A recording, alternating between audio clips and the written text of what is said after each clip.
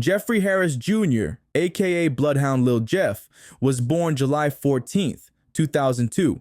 He grew up in Chicago's South Side, raised in the trenches, surrounded by the kind of chaos most people only hear about in lyrics. By 2022, he dropped his first track, Bloody Family, with fellow rapper J.B. Bin Laden. It wasn't polished, it wasn't radio friendly, but it was real, and it got people talking. That was the moment Lil Jeff arrived. Bloodhound Lil Jeff wasn't your average rapper. He was full drill, hard beats, darker bars, and zero filter. His flow was aggressive, almost emotionless, but the content, pure street memoir.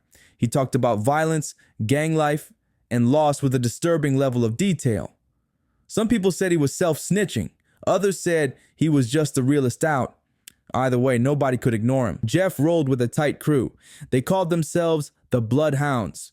One of his best friends and main collaborators was Lil Scoom 89, another young rapper who matched Jeff's energy bar for bar. Together, they dropped tracks like Exotics and Running with Gravediggers. Their chemistry was undeniable. Their message, clear. They weren't just making music, they were making statements. Other members of the crew, like Bloodhound Q50 and Rel Vert, also played major roles in building the Bloodhound sound. With fame came attention and trouble. Jeff was unpredictable. He went live on Instagram, flashing guns, dissing rivals, even snorting a perk in the middle of an interview. That 2024 DJU TV interview, he straight up acknowledged rumors about 10 bodies and laughed it off like it was nothing. Fans were shocked, but they couldn't look away.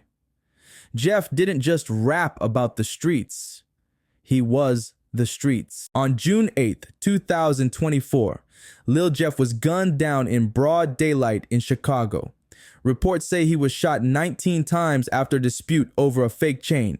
He was 21 years old. The news hit hard. Fans, peers, and even people who never heard his music suddenly knew the name. Bloodhound Lil Jeff was gone, but his story wasn't over. Just 2 weeks after his death, Jeff's team released his debut album, Stepping in Blood. It featured unreleased tracks, a remix of Ah with G Herbo, and enough heat to keep his name buzzing. Then, in January 2025, they dropped another project, Bloody Brutas. It featured the entire Bloodhound crew and a heartfelt tribute track from Lil Scoom 89, who was killed just weeks after Jeff.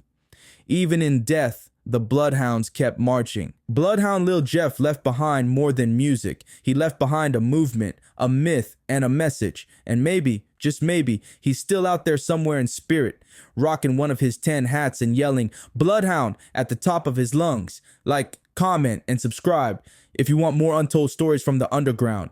Long live Lil Jeff.